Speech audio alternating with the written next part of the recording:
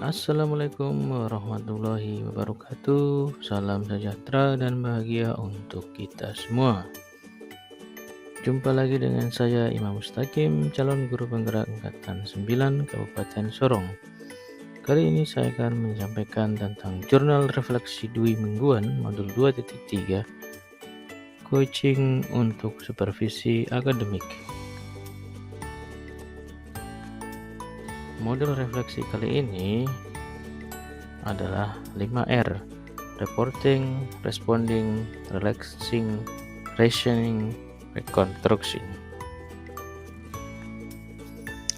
Berikut ini beberapa kegiatan pendidikan calon guru penggerak dari 17 November sampai 7 Desember 2023, di mana menggunakan alur Merdeka, mulai dari diri, eksplorasi konsep, ruang kolaborasi, demonstrasi kontekstual, elaborasi pemahaman, koneksi antar materi, dan aksi nyata.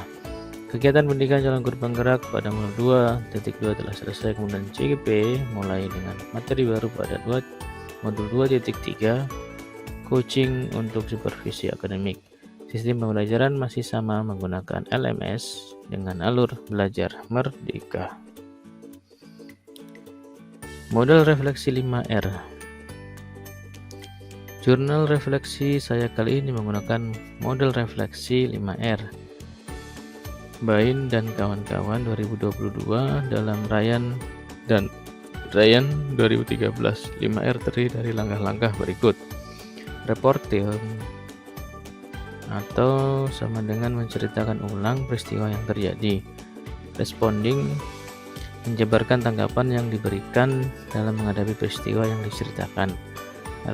Relating, menghubungkan kaitan antara peristiwa dengan pengetahuan, keterampilan, keyakinan, atau informasi lain yang dimiliki.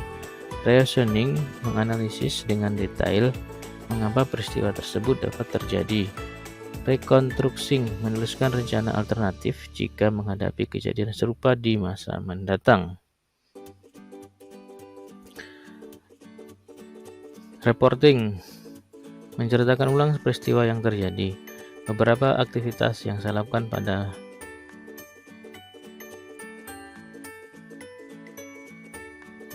pembelajaran modul 2.3 tidak terlepas dari alur merdeka yang ada di LMS.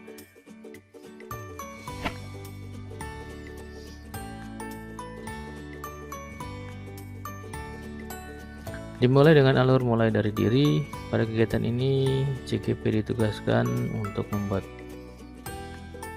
blog di LMS dengan menuliskan refleksi diri mengenai kegiatan supervisi akademik yang pernah dilaksanakan. Ketika CGP disupervisi oleh kepala sekolah atau pengawas, kegiatan dilanjutkan dengan alur eksplorasi konsep.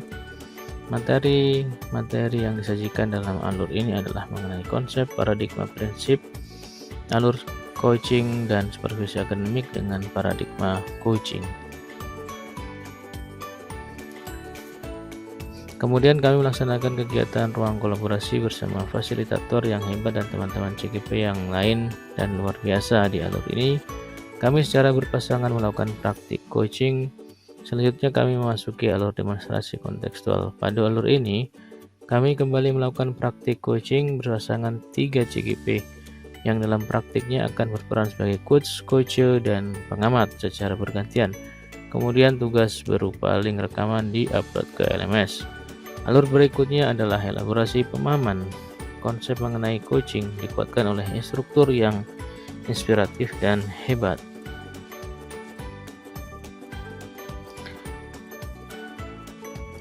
Alur berikutnya yang kami lalui adalah koneksi antar materi. Pada alur ini kami ditugaskan untuk membuat kaitan antar materi coaching dengan materi sebelumnya, yaitu pembelajaran berdiferensiasi dan pembelajaran sosial emosional. Berikutnya kami melaksanakan aksi nyata implementasi coaching untuk supervisi akademik di sekolah kami dengan melibatkan rekan sejawat sebagai coach kami. Sebagai penutup modul 2 kami melaksanakan post-test. Responding atau menjabarkan tanggapan yang diberikan dalam menghadapi peristiwa yang diceritakan. Kami memulai alur pembelajaran modul 2.3 ini dengan melakukan refleksi mengenai kegiatan supervisi akademik yang pernah dilakukan. Kemudian kami mempelajari materi-materi yang disajikan, antara lain mengenai konsep, paradigma, prinsip, alur coaching, dan supervisi akademik dengan paradigma coaching. Pemahaman kami diperkuat dengan adanya penugasan di beberapa slide untuk berpendapat mengenai apa itu coaching. Melalui kegiatan tersebut, saya mulai paham jika sebenarnya proses coaching berawal dari analisa dan eksplorasi teknik yang akan digunakan, kemudian memberikan waktu dan situasi yang leluasa kepada coachee untuk mengenal dan mengetahui tujuan coaching. Sebagai calon guru penggerak, saya dipersiapkan untuk menguasai keterampilan coaching yang akan membantu saya dalam proses kolaborasi baik dengan rekan sejawat atau dengan murid. Di sisi lain, dengan menguasai keterampilan coaching, saya dapat menambah wawasan dalam memahami dan membantu menyelesaikan masalah seorang coachee. Sebagai implementasi di masa depan, diharapkan saya dapat menerapkan konsep dasar coaching ini untuk proses supervisi akademik maupun penyelesaian masalah yang dihadapi oleh siswa.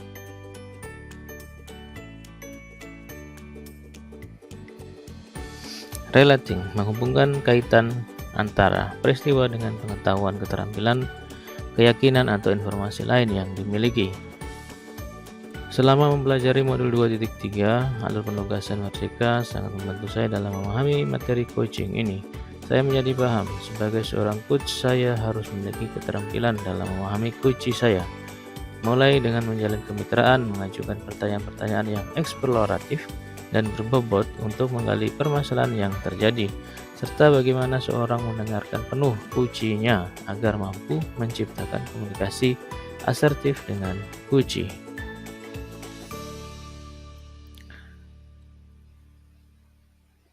Pada saat proses coaching, coach menyimak coachee yang sedang berbicara untuk memahami setiap ucapan yang diucapkan coachee serta ikut memberi pemahaman kepada coachee tentang pentingnya menyelesaikan masalah dengan potensi yang dimiliki coachee sendiri. Dalam modul 2.3 ini sangat berhubungan dengan materi di modul sebelumnya mengenai pembelajaran berdiferensiasi dan pembelajaran sosial emosional. Ketiganya saling berhubungan dan penting untuk mengasah keterampilan seorang pendidik dalam berkolaborasi. Reasoning, menuliskan rencana alternatif jika menghadapi kejadian serupa di masa mendatang. Sebagai seorang coach, kita tidak hanya menjadi komunikator yang baik, tetapi harus mampu menuntun coachee membuat tindakan serta alternatif jalan yang mungkin dipraktikkan coachee, dan memberikan dorongan kepada coachee untuk memilih ide dan keputusan. Dorongan coach untuk coachee dalam menyusun rencana penyelesaian dengan waktu yang tepat, jelas, dan spesifik disesuaikan dengan kebutuhan. Coach juga harus mampu mendorong coachee untuk memilih orang yang akan dipercayakannya dalam menyelesaikan masalahnya. Coach juga harus memberikan dorongan kepada coachee untuk mempertanggungjawabkan terhadap aksi nyata yang akan diambil dan dijalankan sesuai rencana capaian secara spesifik sesuai dengan jadwal yang telah dibuatnya.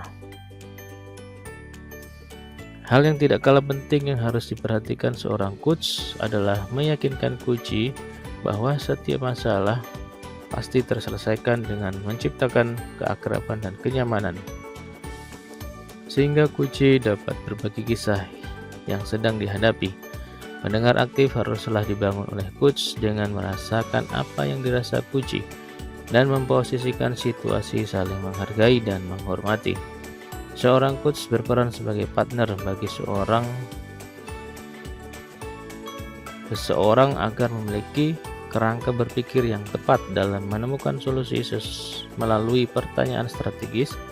Pertanyaan-pertanyaan dilengkapi dengan perangkat coaching tepat, mampu mengarahkan seorang menemukan solusi paling tepat dan komitmen untuk melakukan eksekusi. Seorang coach yang baik percaya setiap orang selalu memiliki jawaban atas setiap masalah yang dimiliki, tetapi mereka butuh bantuan untuk menemukan jawabannya.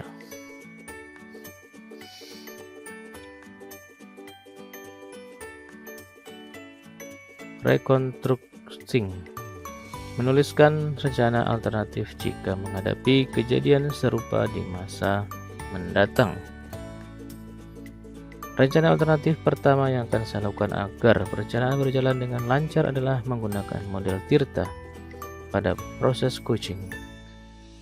Peran kita sebagai coach dapat mendampingi murid maupun rekan sejawat dalam mengeksplorasi dirinya dalam menemukan kebutuhan belajar dan strategi dalam memecahkan masalah pada dirinya sendiri. Melalui proses coaching menggunakan alur Tirta, coach akan lebih percaya diri dan dapat menemukan kekuatan yang ada dalam dirinya. Berikut ini adalah dokumentasi pembelajaran modul 2.3 dengan alur merdeka. Demikian yang dapat saya sampaikan. Saya ucapkan terima kasih. Semoga bermanfaat. Saya ucapkan terima kasih. Demikian yang dapat